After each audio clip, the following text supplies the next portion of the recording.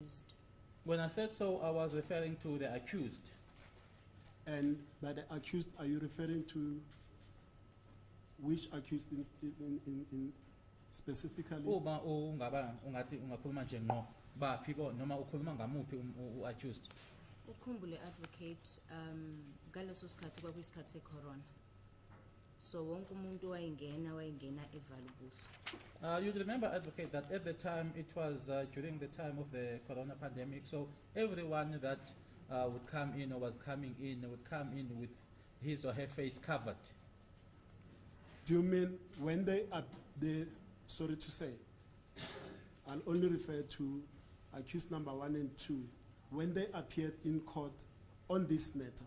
Ngizoqonda nje mina ke ngo number 1 no number 2 usho nkathi bevela enkantolo mayelana naleli cala. Ngisho khona yebo. That's what I'm referring to, yes. Okay. As the court pleases, my lord, that is all from my side. Okay, thank you. You haven't put your version of the defense. I am.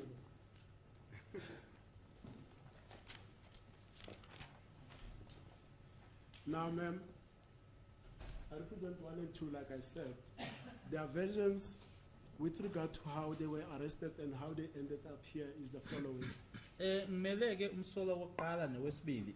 Iloku ke abakushoyo ke noma engizochaza ke kwena ke ukuthi baboshwa kanjani. Accused number 1 will testify that at the time of his arrest, he was staying in Tembisa with his uncle. Umsolo wokuqala uzuthi nkathi eboshwa wayehlala nomalume wakhe eThembisa. And that on the 30th of May 2020, he had gone out to buy airtime at the shops. Futhi aqhubeke athi ke ngeyi-30 zika May 2020 wayehamba noma ephumileke eyothenga i-airtime esitolo. And that on the way he encountered 2 of his friends that he only know by nicknames as Boy and Brother. Boy and brother. Yes. Uthi ke endleleni wahlangana ke nabangani bakhe ababili abazi ngokuthi uBoy kanye nobrother. And by then he had already bought airtime, and Boy and Brother were heading to someone called Sipho's house. Ngaleso sikhathi ke i-airtime ebeseyithengile futhi ke laba babili uBoy kanye nobrother bebeya emzini noma endlini ke yomunye abathi uSipho. He then joined the 2 as he also knew who Sipho was, to go and just chill at Sipho's place. Wasehamba nabo ke nanjengoba uSipho naye ke kwakuumuntu ayemazi ukuthi nje ayoyihlalela ke noma ayochila nabo. Now, as he is there, he observed a white VW motor vehicle sedan parking at what they call in the township Pakistani shops, tuck shop. Uthi ke eselapho ke aze aboneke imoto emhlophe isedan ye-VW emeke esitolo noma eshop yamaPakistan. My lord, if I may approach his side. Yes.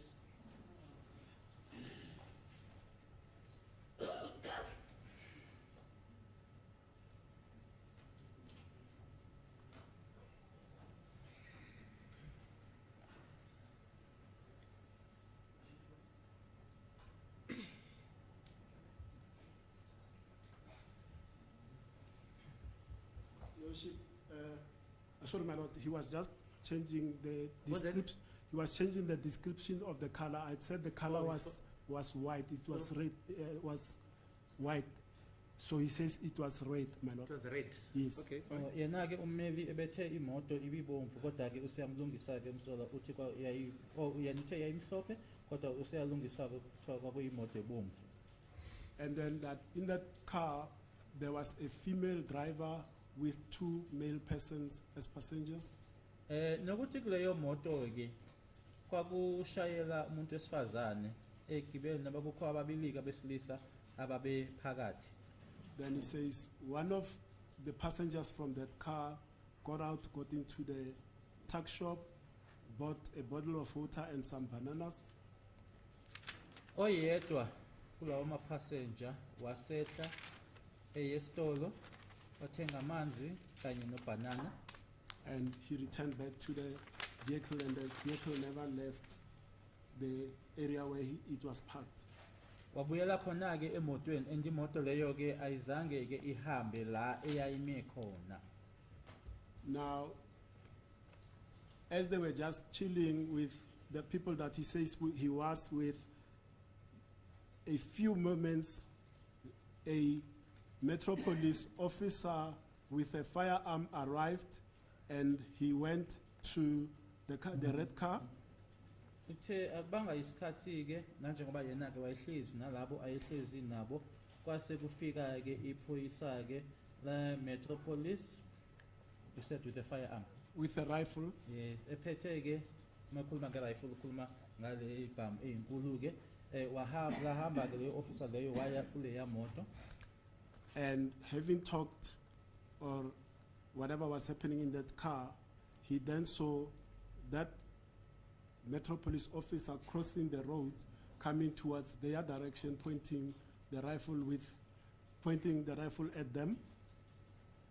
Ukhuluma-ke leyo officer noma leyo Metropolis officer lapho kuleyo moto-ke loko owayekhuluma umeqeda-ke lapho eseqedile-ke lapho weza ngakubona-ke kuhlangothi lolu ababengakulona ekhombile leso sibhamu noma leyo rifle awayeyiphethe.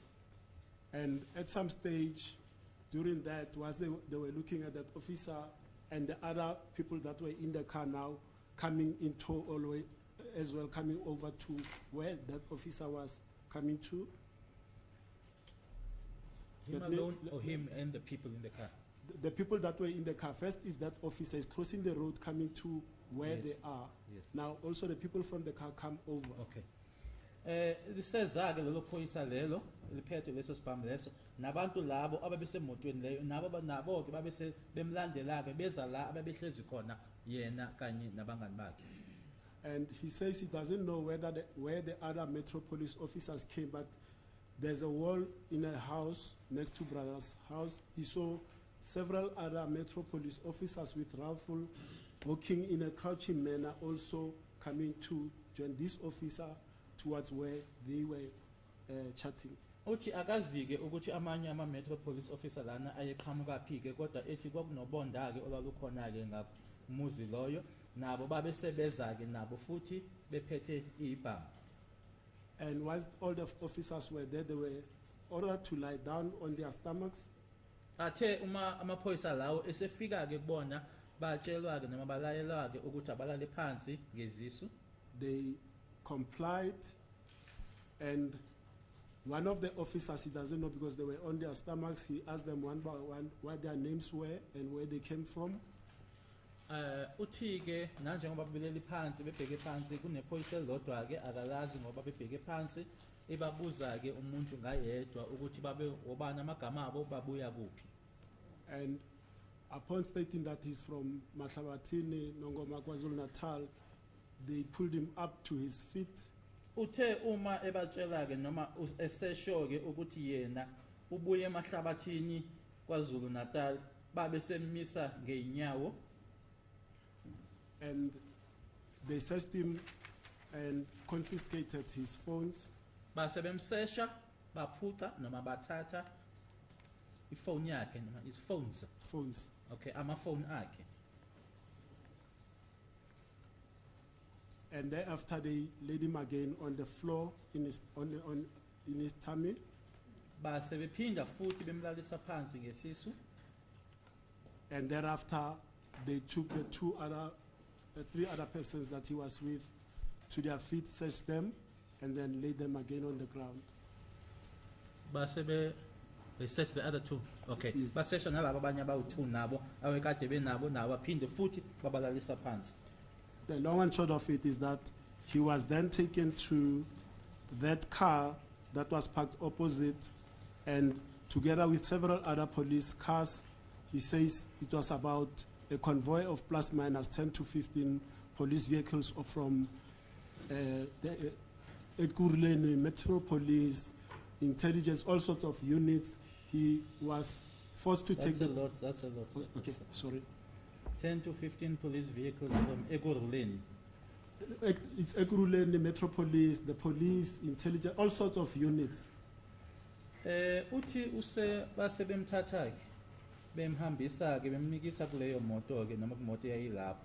Kwakukhona nezinye imoto eziwu10 ukufika ku15 zamaphoyisa ke Ekurhuleni Metropolis. Ama units nje ngama units ahlukene kanye namaphoyisa ezayikhona lapho kuleyo ndawo. My Lord, if I may approach again, Yes, go.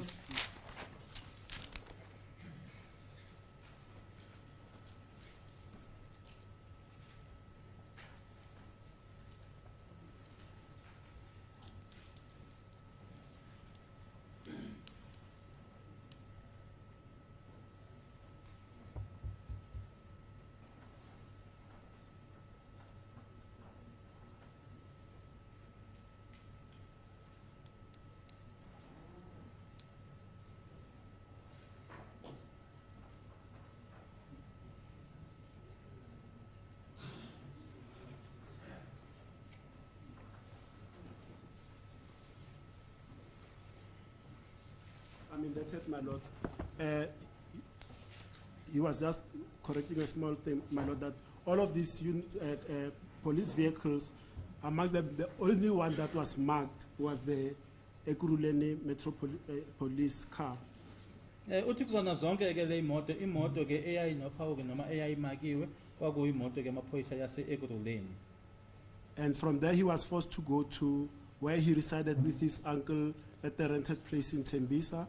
Ukusuka lapho ke basephoqwa ke ukuthi aye la ahlala khona ke kule ndawo yomqasho ke ahlala khona nomalume wakhe eThembisa. Fortunately, when they got at the yard, they found his uncle and Xoli seated near the gate at that residence. Bamthola ke umalume wakhe ehlezi ke ngasegeyithini khona lapho.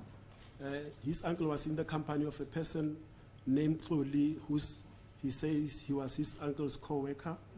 Umalume wakhe ke ehlezi noXoli athi ke umuntu ayesebenza naye.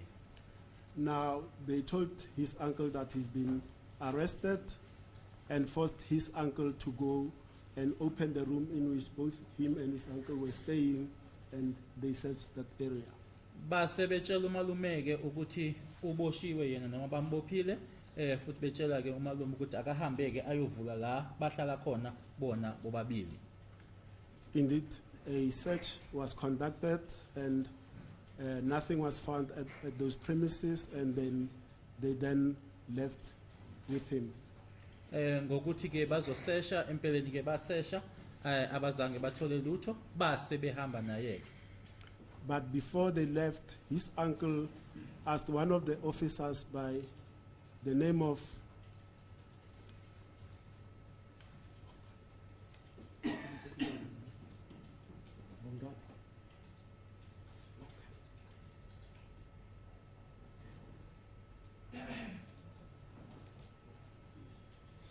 he asked an officer by the first name of Bongani, doesn't know the surname, that where they were taking accused number 1, and Bongani replied by saying, rather the uncle give the police the uncle's contact number, then they let him know later.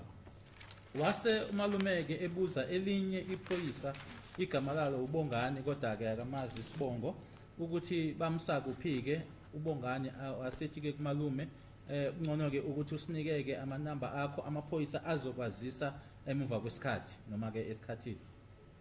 Now, the long and short of it is that he was taken to some place that looks like a municipality offices in Tembisa. Uthi ke la athathwa wasiwa khona ke kwakuyindawo ebukeka noma ebhekeke ngathi amahhovisi kamasipala eThembisa. And at that place, where all those officers that were present at the first time when he was arrested were also present there. Kuleyo ndawo onke amaphoyisa ayekhona ngesikhathi ayeboshwa ngaso ayekhona lapho. And at that place, he was told that he's going to tell the truth that they want to hear from him. And he was with a plastic bag held against his face tightly, the face, the nose, the mouth, the eyes, and laced with pepper spray, tortured for several hours. Kuleyo ndawo base bemtshela ke ukuthi uzobatshela ke konke abafuna ukwazi noma abafisa ukwazi khona lapho ke base bethatha uplastic one pepper spray base bemvala ke ngawo ke umlomo wakhe ubuso bakhe amakhala lana akhe kanye namehlo. He says that from the 30th of May 2020 until he was made to sign a confession and do a pointing out, he was tortured from that date until the 6th of June 2020. Ukusuka nge-30 zika May 2020 From the 20th of, I'm sorry, the 30th of May 2020, this process of being tortured, assaulted, tortured was done on him until he confessed. And then on the 6th of June, that's when this torturing stopped.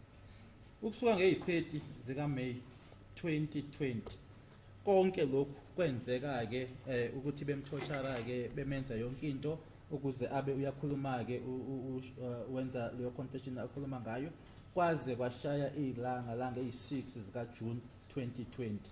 Sorry, sir. I want to be fair to you. Yes. Once you say your client confessed, what do you mean? And I just want you to get what you intend conveying to this court. They tortured him from the 30th of May 2020 until the 6th of June 2020 until he confessed. You can't say that. My Lord, yes. I must Because another paraphrase. judge will just Yes, let me let it paraphrase, my go. Lord. Let me. And later on he'll say Yes. to you, but you told me Yes, your client yes. confessed. No, let me paraphrase, my Lord. He was forced to sign a statement implicating himself in the commission of this offense. Wapho ukuthi asayinde A istatement statement, noma yes. waphoqa ukuthi asayinde istatement noma istatement evuma ukuthi uyambandakanyeka noma unento ayaziyo mayelana naleli cala.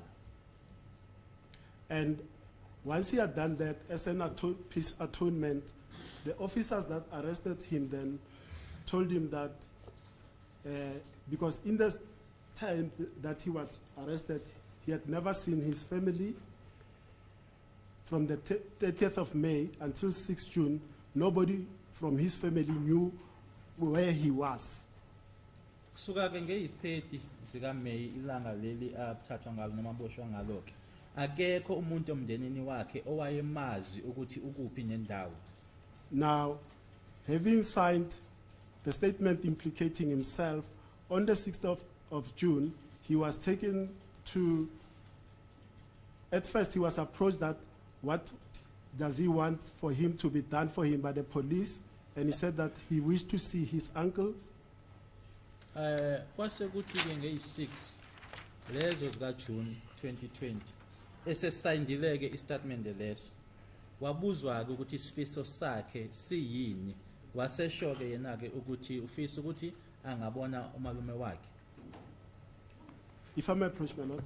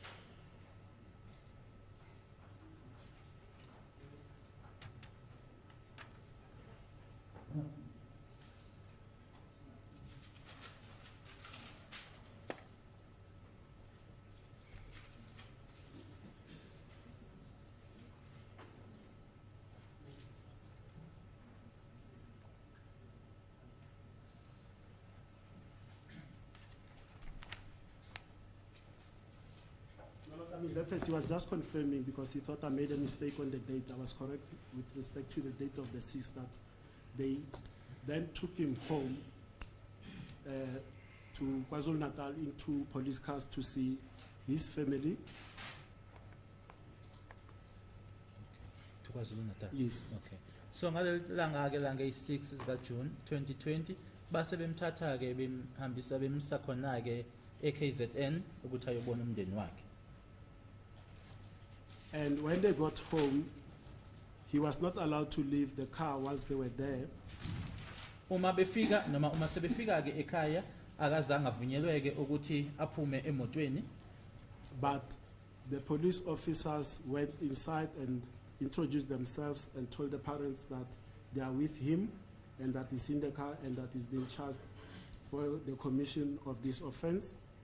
kodwa-ke amaphoyisa wona angena endlini ayichaza-ke noma bazazisa-ke kubazali bakhe-ke futhi bebachazela-ke nokuthi bahamba naye futhi-ke uboshiwe-ke eboshelwa-ke icala leli.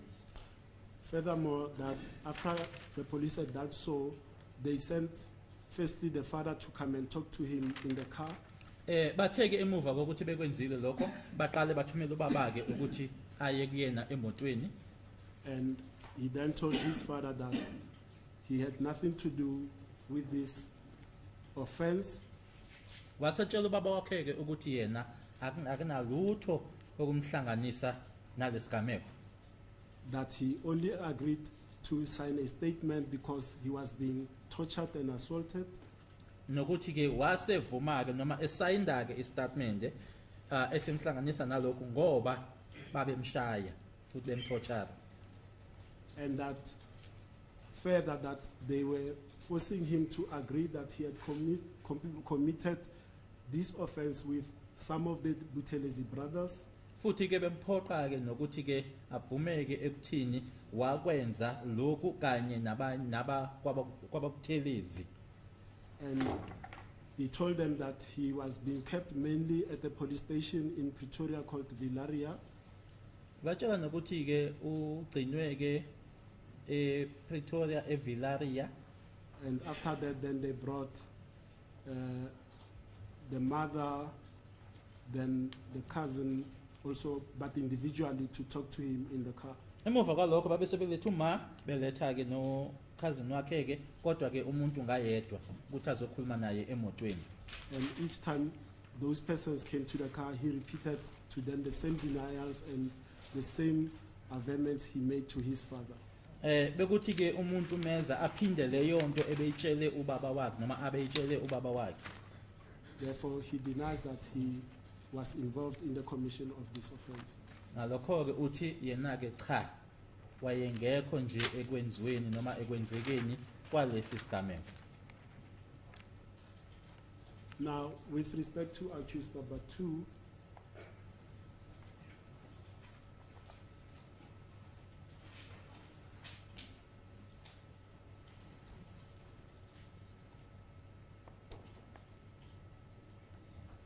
he was arrested in phase 2, Rustenburg, where he resided and he was working at the mine in Rustenburg. Umsolo wesibili-ke yena uthi ukuboshwa kwakhe waboshwa ephase 2 eRustenburg la ewayesebenza khona-ke esebenza emine. He says it was on the evening of 16 June when 2 police officers arrived at his place. Uthi kwakungobusuku-ke bangeyi-16 zikaJune kona-ke lo nyaka ka-2020 uma nkathi-ke kufika amaphoyisa ezombopha. And that they told him that they were looking for a person, that they showed him the photos from the cell phone, Babe sethi kuyena-ke bafuna umuntu babe sebemkhombisa-ke noma bemtshengisake isithombe efonini. that person had, from the photos that they showed to him, had tattoos, he had a gold inlet on one of his tooth, and also he had that prison gang insignia tattoo of the 28th on his arm. Tattoos, gold, 28, tattoo. And his arms or arm. Okay. Uthi loyo muntu ke ababemkhombisa yena ke kuleyo phone leyo kwakuwumuntu onama tattoo one gold ezinywini kanye futhi ke onaleya tattoo ye number noma ke eyenombolo phakathi edanyane eyama 28. Similarly, like accused number 1, he was over a period of time assaulted until he also signed incriminating statements, 2 incriminating statements. Washaywa ke naye bemshaya ngendlela ukuthi aze avumeke noma asayindeke istatement eziwu2 lapho na ke naye ayifaka khona ke kuleyo statement. And having done so, he also denies that he was involved in the commission of this offense. Naye ke yakuphika ke ukuthi ke wayekhona ke ekwenzekeni noma ekwenzakaleni kwalesi sigameko. Those are my instructions. Noma my ngokusho lord. kanjalo Okay, ukuthi thank you. uyaphikisana ke la ukuthi wayekhona ekwenzekeni kwalesi sigameko. Accused number 1, Mr. Sibiya. Mr. Sibiya sicela usukuma. You heard what your counsel was saying when he was enunciating your section 115 statement. Ukuzwile ke lokhu oqedwa ukushiwa ummeli wakho na manje ekusho ke ethi yiloko wena okushoyo ukuthi kwenzeka. Umzwila ngithi. Yeah, regarding Yes. your defense. You Yes, heard my it, lord. Yes, my understood. lord. Yes, my lord. You confirm that, sir? Uyakuvuma lokho.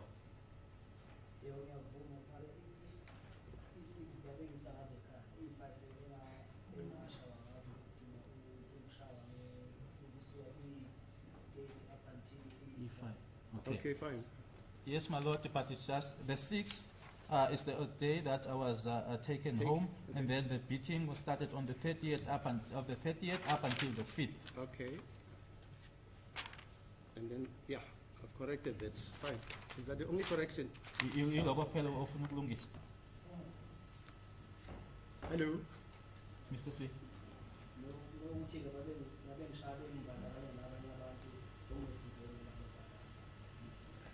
Also the fact that they were assaulting me together with the other people or in the company of others, it was not these that are here. Okay.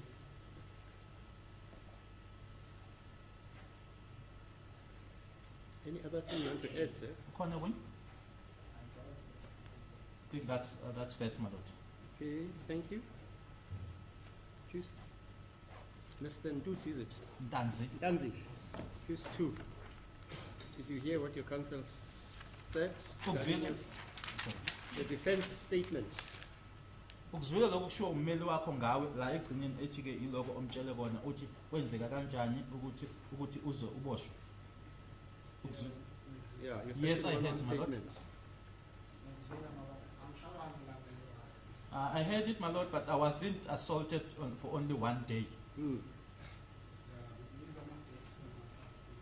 Sorry. Usawakhumbula. Usawakhumbula noma awusawakhumbula? Okay. In 19. Okay. It's the dates that I can't remember anymore because, my lord, I was not kept at one police station. I moved around police station. But there's one date that I can remember, the date of the 19th, when I was taken back to Carltonville, where I first worked. Hmm. Is that all? You know?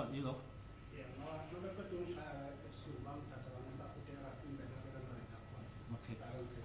After finishing assaulting me at night, my lord, they took me back to Rustenburg, where I was working.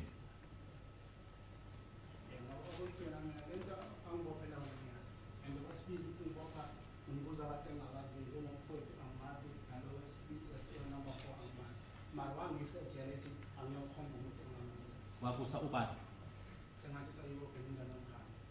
Gininda, no? Okay, I just want to take the names, my lord. Gininda. Okay, Dubizi Ubani? Mukhale. Mukhani. And Nabani? Mabena. Okay, and the other thing, my lord, is that what they arrested me for is something that I don't know. Even mentioned the accused number 3, accused number 4, number 5. I don't know them. So Okay. I know accused number 5 by seeing him, but we are not acquaintances. He mentioned the names of the people that took him, Kininda, Mukhane, and Mabena. Okay, is that all, sir? That's correct, my lord. Thank you. Sabam. Right. Please, I know that I need to start with the cross-examination. May I quickly request a very brief adjournment? I need to respond to the court of nature. What's the time now, I can't even Mr. start. Baloyi? 10 past 3. Are you going to finish your cross-examination today? Today? No, certainly not, my lord. Certainly not. And I don't think it's going to be fair for a witness to be taken halfway and then we proceed tomorrow. Yes. Okay. I was just wondering if it won't be an opportune moment to request an adjournment up until tomorrow. Mr. Baloyi, So what's we your... are going to. There is an order, my lord. Will you be available tomorrow, ma'am? Yes, I'll be available, my lord. Okay, then the matter will be postponed to tomorrow, 10 o'clock. Icala ke liyahlehlisa kuze kube kusasa ngo-10. Thank you.